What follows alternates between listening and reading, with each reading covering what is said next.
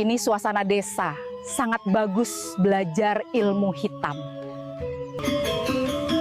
Jangan pernah menganggap remeh kekuatan kegelapan.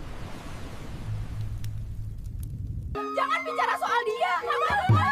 Apalagi tentang ilmu hitam calon arang.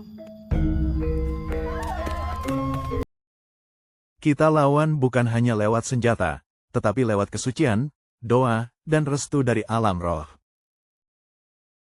Kita tahu strategi mendekati Ratna sebagai kunci untuk menyusup ke dunia calon arang mulai dijalankan. Saatnya warga memutuskan untuk tidak hanya takut, tetapi bertindak, walau hati mereka gentar. Anda mau melihat cerita serem di Bali atau mengunjungi Bali, hubungi kami lewat WhatsApp. Linknya ada di bawah, di deskripsi video. Di sebuah padepokan sunyi di dataran tinggi Lemah Tulis, suara air terjun terdengar samar seperti nyanyian alam. Pohon-pohon tua menjulang menaungi jalan setapak yang tertutup daun gugur. Di tengah hening itu, duduk seorang tua berjubah putih di atas batu besar. Tubuhnya bersila, napasnya tenang.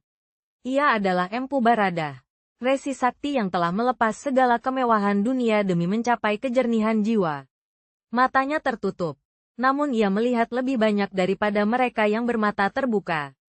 Ketika utusan kerajaan tiba dan menyampaikan pesan Raja Airlangga, Baradah tidak segera menjawab. Ia tetap diam, mendengarkan bukan hanya kata-kata, tapi getaran semesta yang menyertai kabar itu. Ia tahu, ini bukan sekadar panggilan untuk menyelamatkan rakyat. Ini adalah ujian terakhirnya, sebuah konfrontasi dengan kekuatan yang bahkan para dewa segan menyentuh. Malamnya, Baradah menyepi di gua batunya. Ia menyalakan dupa dan menulis di atas lontar nama-nama leluhur yang akan ia panggil. Ia tahu, ilmu hitam tak bisa dikalahkan dengan kekuatan fisik semata. Tidak, ia tak akan menyerang langsung.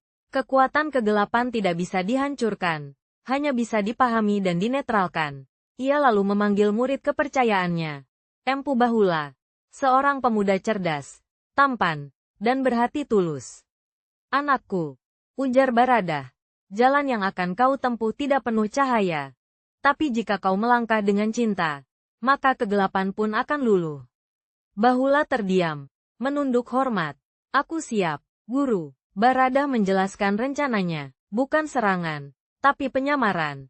Bahula akan pergi ke desa Girah, menyamar sebagai pemuda pengelana, lalu mendekati Ratna Manggali, putri calon arang.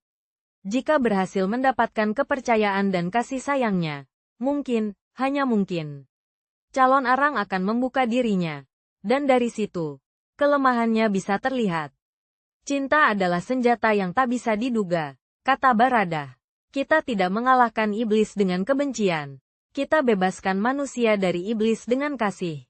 Bahula pun bersiap. Ia memotong rambutnya, mengganti jubah pertapa dengan pakaian rakyat biasa. Ia membawa bekal secukupnya, dan sebuah misi besar yang belum tentu bisa ia selesaikan dengan selamat. Saat ia turun dari perbukitan Lemah Tulis dan mengarah ke timur, awan gelap perlahan menggantung di atas cakrawala. Desa Girah menunggu, tak tahu bahwa cahaya baru sedang berjalan menuju mereka. Tapi juga tak tahu bahwa rencana ini akan membuka luka yang lebih dalam daripada sekadar kutukan. Langit pagi di desa Girah tampak lebih pucat dari biasanya. Kabut yang menggantung di atas sawah seolah menolak menghilang, seperti ingin menyembunyikan luka yang masih terbuka. Di tengah jalan setapak yang memisahkan pematang, seorang pemuda berjalan perlahan. Tubuhnya tegap, rambutnya hitam diikat sederhana. Pakaiannya bersih meski jelas telah menempuh perjalanan jauh. Ia adalah Empu Bahula, murid Baradah, yang kini menyamar sebagai pengelana biasa. Matanya menyapu desa yang hampir tak terdengar suara.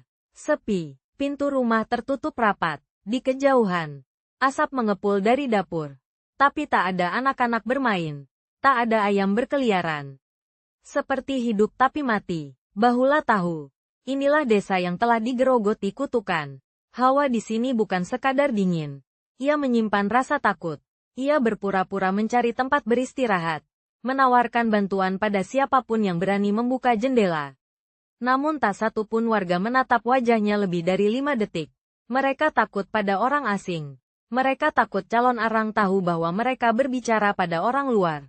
Sampai akhirnya, saat Bahula melewati sumur tua di ujung desa, terdengar suara lembut bernada sedih. "Tuan, air di sana sudah tidak layak diminum."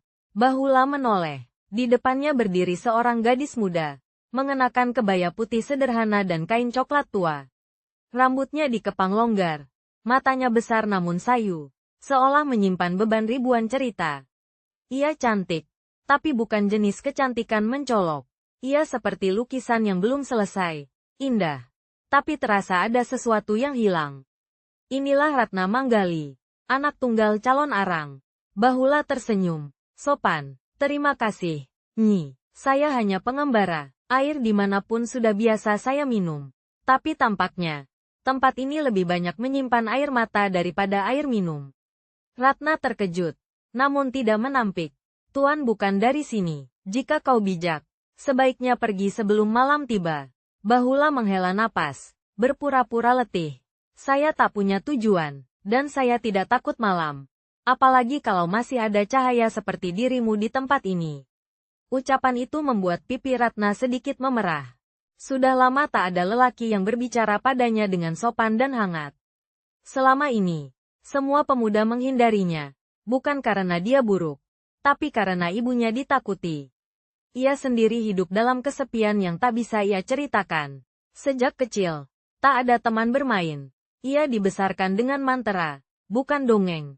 Dengan darah ayam, bukan bunga Kamboja. "Kalau kau tak takut," kata Ratna perlahan, "aku bisa bantu carikan tempat untuk berteduh. Tapi jangan bilang siapa-siapa kau datang bersamaku." Bahula mengikuti dengan hati-hati. Dalam dirinya, dua dunia bertarung, tugas dari gurunya, dan simpati yang perlahan tumbuh pada gadis ini. Ia tak menyangka Ratna tidak seperti yang digambarkan. Bukan anak tukang sihir yang jahat, melainkan seorang gadis yang terkurung dalam bayangan ibunya sendiri. Ratna membawanya ke sebuah balai bambu di belakang rumah utama. Di tempat itu, ia biasa duduk membaca lontar atau membuat bunga-bunga persembahan yang tak pernah ia pakai. Bahula memperhatikan sekeliling. Tidak ada tanda-tanda sihir di sini. Tempat ini terasa damai. "Namaku Bahula," katanya, "dan jika kau izinkan, aku akan tinggal beberapa hari di desa ini. Mungkin membantu, atau sekadar menemani percakapan." Ratna menunduk. "Namaku Ratna." Dalam hati, Bahula tahu, inilah awal dari jalan panjang yang penuh jebakan. Tapi juga, mungkin, harapan. Jika ia bisa menembus hati Ratna, ia mungkin bisa menembus benteng kutukan yang membelenggu desa ini. Tapi ia juga sadar, semakin dalam ia melangkah ke dalam hati Ratna, semakin dekat pula ia pada amarah ibunya. Calon arang. Hari demi hari berlalu di desa Girah. Bahula tetap tinggal di balai bambu belakang rumah. Menjadi tamu yang sopan, ringan tangan, dan penuh perhatian. Ia membantu warga memperbaiki atap, menimba air, dan bahkan menanam umbi di kebun kecil milik Ratna. Perlahan, desas-desus tentang pemuda asing yang ramah mulai terdengar. Tapi tidak ada yang berani bicara terlalu keras, karena bayang-bayang calon arang masih terlalu gelap. Sementara itu, Ratna Manggali mulai merasakan sesuatu yang belum pernah ia kenal sebelumnya. Bersama Bahula, ia bisa tertawa, bahkan hanya karena hal-hal sepele seperti bentuk awan yang aneh atau lelucon sederhana tentang seekor bebek nyasar ke kebun. Ia mulai menantikan pagi hanya agar bisa melihat Bahula menyapa dengan senyuman. Dan Bahula pun, meski datang dengan misi, tak bisa membohongi dirinya sendiri. Ada kelembutan dalam Ratna yang menumbuhkan benih rasa. Di suatu sore yang lengang, mereka duduk berdua di balai bambu. Angin mengayun dedaunan, menciptakan suara gemerisik seperti bisikan rahasia alam. Bahula menatap Ratna lama-lama, lalu berkata pelan, "Ratna, jika dunia tak begitu kejam padamu, kau pasti sudah hidup bahagia." Ratna tersenyum pahit. "Dunia tak kejam, Bahula. Ibuku saja yang membuatnya seperti itu. Karena ia sendiri pernah dilukai terlalu dalam." Keheningan menyelimuti mereka. Tak ada kata, tapi perasaan menggantung di udara. Ada cinta yang mulai mekar, tetapi juga rahasia besar yang menggumpal, siap meledak kapan saja. Bahula tahu, waktunya semakin sempit. Tapi bagaimana jika cinta ini bukan sekadar taktik, Bagaimana jika hatinya benar-benar terpaut pada putri sang penyihir? Malam menggulung desa Girah dalam sunyi yang lebih pekat dari biasanya. Awan kelabu menutupi bulan, dan angin membawa bisikan dari alam halus. Di dalam rumah utama yang remang, calon arang duduk bersila di ruang pemujaannya. Wajahnya keras, mata tertutup, namun jiwanya menyusuri arus energi tak kasat mata. Ia merasakan sesuatu berubah, tidak dari luar, tapi dari dalam rumahnya sendiri. Ratna, bisiknya, kau menyembunyikan sesuatu. Sudah beberapa hari calon arang mengamati putrinya. Ratna lebih sering tersenyum. Langkahnya lebih ringan. Pandangannya kadang menerawang. Ia bukan lagi gadis sunyi yang dihantui kesepian. Dan yang lebih mencurigakan, ia sering keluar ke belakang rumah, berlama-lama di balai bambu. Calon arang tahu, sesuatu, atau seseorang, telah masuk ke dalam hidup putrinya. Dengan langkah berat dan hati diselimuti amarah yang ia tahan, calon arang menyelinap malam itu. Dari balik tirai gebyok, ia melihat Ratna dan Bahula duduk berdekatan, tertawa pelan. Tak ada pelanggaran besar, tak ada pelukan atau rayuan. Tapi bagi calon arang, itu cukup. Itu pengkhianatan. Matanya menyala, nafasnya tercekat. Ia merasa kekuatan gelap dalam dirinya berdenyut kuat. Seakan memanggil untuk membakar siapapun yang berani merusak kesendiriannya dan merebut cinta anaknya. Aku memberimu hidup, Ratna, bisiknya dalam hati. Tapi jika kau berpaling dariku, maka tak seorang pun akan aman. Ia tidak langsung menegur atau menyerang. Tidak. Ia akan menunggu, seperti ular dalam bayang-bayang. Tapi satu hal pasti, calon korban berikutnya sudah ditandai. Pagi hari di desa Girah tampak tenang. Tapi dalam rumah calon arang, ketegangan menggumpal seperti kabut tak kasat mata. Di dapur, Ratna sedang menyiapkan air rebusan daun sirih, seperti kebiasaannya setiap pagi. Tapi hari itu, ibunya mendatanginya lebih awal dari biasanya. Ratna. Suara calon arang terdengar datar. Undang tamumu makan di dalam rumah. Ibu ingin mengenalnya. Ratna terdiam. Jantungnya berdetak lebih cepat. Ini pertama kalinya ibunya menyebut Bahula secara langsung. Selama ini, calon arang bersikap seolah tak tahu. Tapi kini, sesuatu terasa berbeda dalam tatapan mata tuanya. Terlalu tenang untuk tidak menyimpan badai. Meski gugup, Ratna memanggil Bahula dengan senyum tipis. Ibuku ingin bertemu. Bahula tahu saat itu akan datang. Ia menyiapkan hatinya. Dengan langkah tenang, ia masuk ke ruang utama rumah calon arang. Ruangan besar berdinding hitam legam. Penuh lukisan kuno. Bebatuan bertuah. Dan aroma dupa tebal yang menusuk hidung. Di ujung ruangan, calon arang duduk di kursi kayu tua. Sikapnya seperti ratu yang menilai calon pengganti tahtanya. Namamu? Tanyanya tajam. Bahula.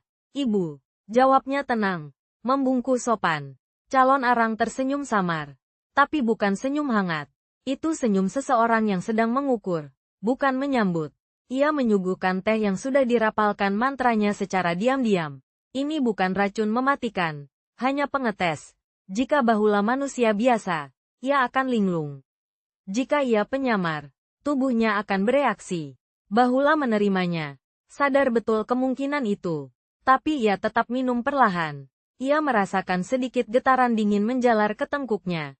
Namun ia menahan reaksi apapun. Ia hanya menatap calon arang. Lalu berkata dengan tenang. Terima kasih, Ibu.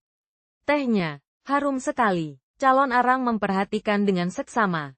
Wajah Bahula tak menunjukkan gejala aneh. Tak berkeringat, tak gelisah. Tapi itu justru membuatnya semakin curiga.